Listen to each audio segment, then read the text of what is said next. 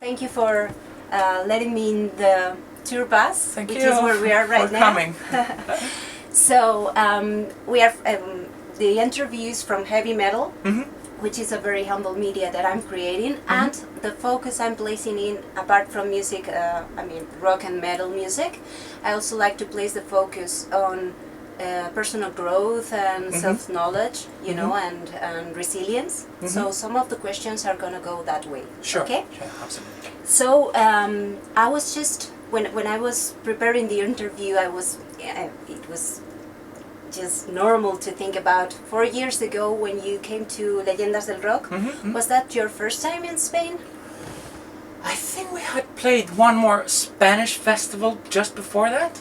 And we had a couple of shows with Rhapsody in 2018 when we did a support tour. Like I think we played in La Riviera in Madrid, and a couple of shows with Nightwish as well in Spain. So no, definitely not the first time, but it was one of the most memorable times. We had that's what I was trying to come up with here, because it was memorable, as you said. Absolutely. It was just a lucky moment when this Snyder was the one that canceled a concert. Yeah, we had a great spot instead of him. You had a change of stage, and then it was the best thing that could happen to Legendas del Rock, because I remember everyone was so happy with the change. We too. You came up with a boom right then. It was really good. Then, it was really good for us, and it really worked actually, because of course it's kind of risky when you take somebody, you know, such a big shoes to fill, you know, on that spot, and of course many people are not there for that to happen, so it's kind of a surprise for everyone. But it looked like it turned out for the best, and it was a really fantastic, really great show. How do you remember the change and the getting ready for that? Oh, we were just like celebrating, that's all. We were like, okay, cool, big stage, hell yeah. and that was it, you know, and we just went on with it, because personally the bigger the stage the better, because I can move as much as I want, and that's how I enjoy the show more. I really like to be active on the stage. Yeah, that's why I was thinking the previous stage, the one that you were supposed to play at, it was too tiny for you, right? I didn't see it. I think I ended up not seeing it really. Yeah, because everyone was like, I mean, I remember people saying that you were one of the best groups, and it was a surprise because you were not as known before that, so it was a lucky, amazing boom. Yeah, that's how I remember it. I won't say more about that moment, but it was special for me too. Someday maybe I will tell the audience why. Yeah, absolutely. Okay, so what would you tell me about your voice? When was the first time that you realized that you could sing? I mean, really sing. Well, I did start liking singing a bit, because the purposes were necessary. I was in a kind of couple of small bands, like, you know, with my cousin, and then with a couple of friends, and there was nobody else behind the microphone, so I was like, well, I can still play the guitar and try to sing. And but I still wasn't taking it seriously at that time. And then around the time when I was 15, 16, I did have a friend of mine that he needed me for his band to sing as well, because they didn't have anybody else, and he was like, he was pushing me to sing, hey, sing this song or sing that song, and I was all right, I'll try. And he was like, oh man, you can really exceed all these people that you're trying to sing, like, just keep doing it. I was like, whoa. And he was really pushing me and convincing me that that's the right thing to do. So at that point, like, I started recording myself and figuring out my weaknesses and working on it, and I think it was kind of like a gradual progress. But I think doing a lot of concerts and a lot of discography at a young age, that really, I think it cemented it for me that singing is the thing for me to do. And of course, music in general is something that I feel comfortable about. You know, in order to feel comfortable with singing specifically, I really need to know the material well. So it's a different story. Yeah, I have to practice more with singing, because I am more detailed with it and more strict with how I sing.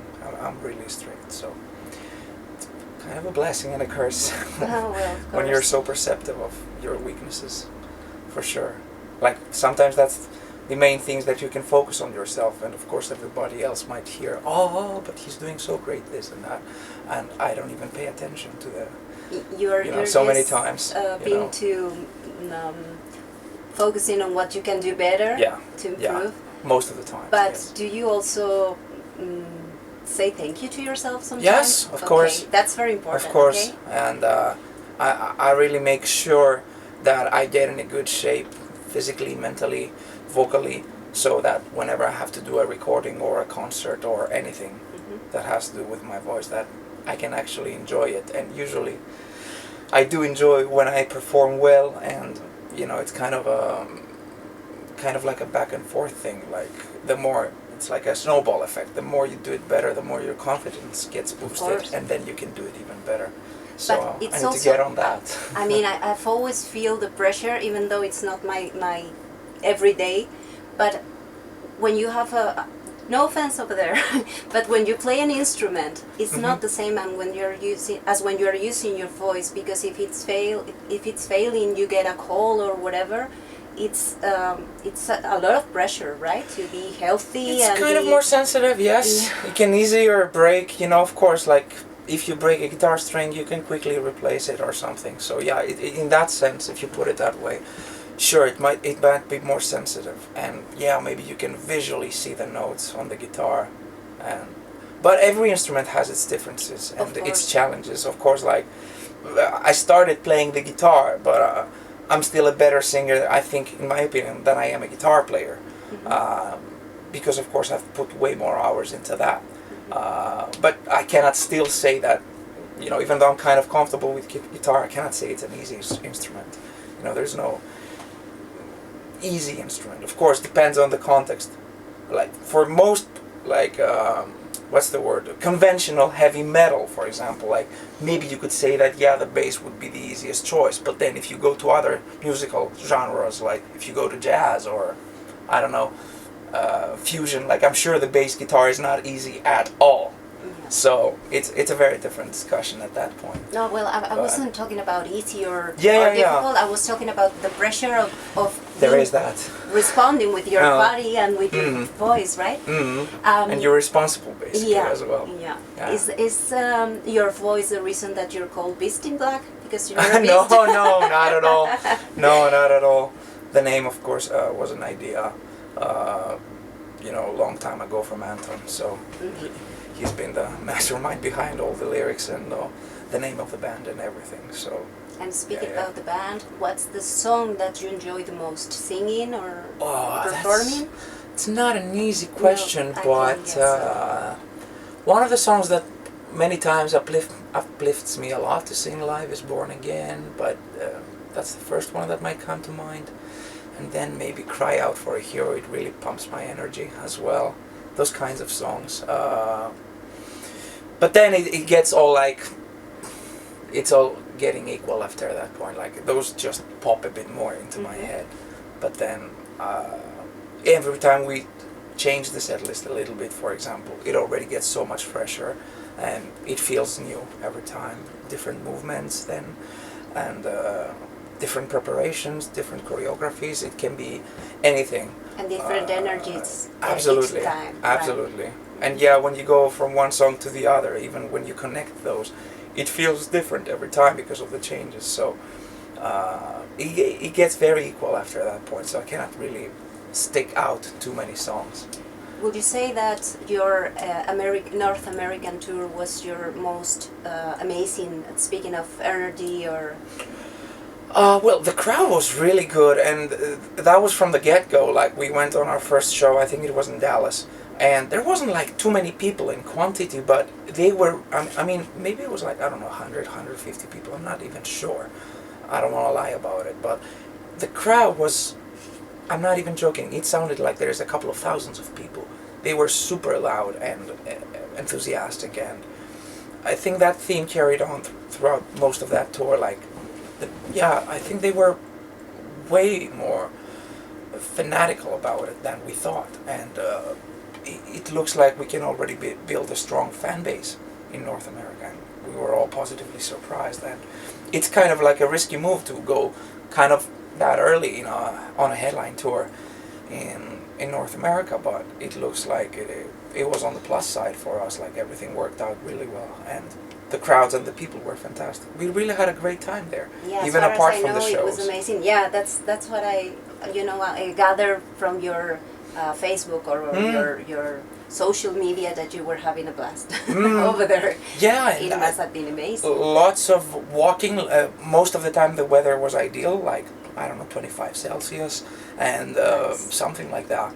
And a lot of walking. We did some hiking with Mate, our bass player. We played a lot of basketball Nice. as well. It was really good. We always found ways to spend our time creatively. It was really good. Nice. Absolutely. So now we're gonna start getting a little bit deeper and more kind of personal. So if you will be talking to your 10 years ago Yannis, what do you think he will think about your current situation? Ooh, I don't know. That is kind of tricky, for sure. I think more or less I followed through most of my ideas or plans. I always wanted to be in such a position that I can be with great bandmates, that we can live off of music and travel the whole world and play in front of every country if possible. Like, more or less those were my plans since I was very young. Like, I wanted to do this, whatever, heavy metal thing, in a rock and roll kind of way.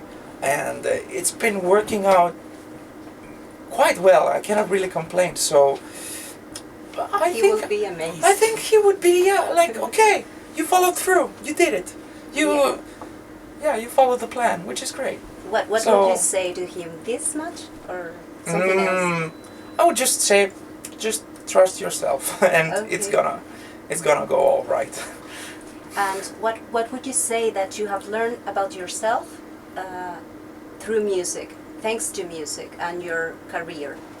Well, first of all, you can think that there can always be people, like, when you talk about skill or charisma or anything, like, there can always be someone, like, technically, for example, better than you, but the most important thing is to do things in your own way and not to try to be a people's pleaser, for example.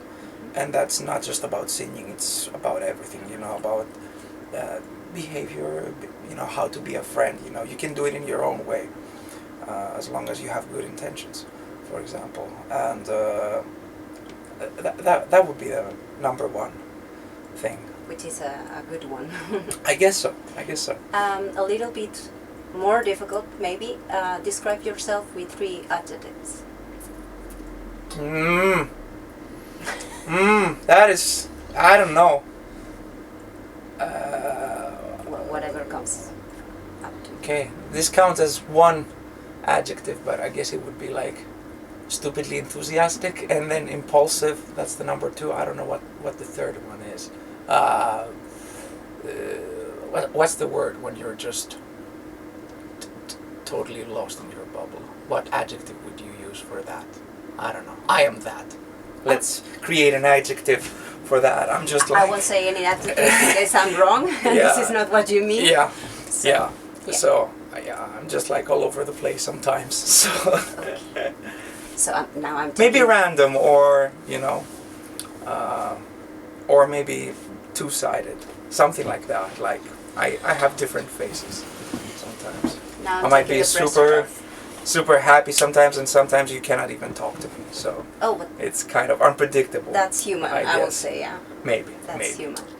As I was saying, I'm taking the pressure off because it was intense when I get a very heavy metal style. So just tell me whatever you want about Beast in Black or Beast in Black's future or something that you want, and we finish with that. When it comes to Beast in Black, I think it's quite a kind of a steady road that we want to choose. Like, we just do one step at a time, and we focus on the songs a lot and the discography, and then when that's done, we just care about promoting it and showing it to everybody in the world, and then you just repeat that little circle. So you go from album to concerts, and from concerts to album, and so far it looks like we've all found each other's buttons, so we know where to press and when not to press, and we found a good chemistry with each other, and things have been going quite steady and Nice.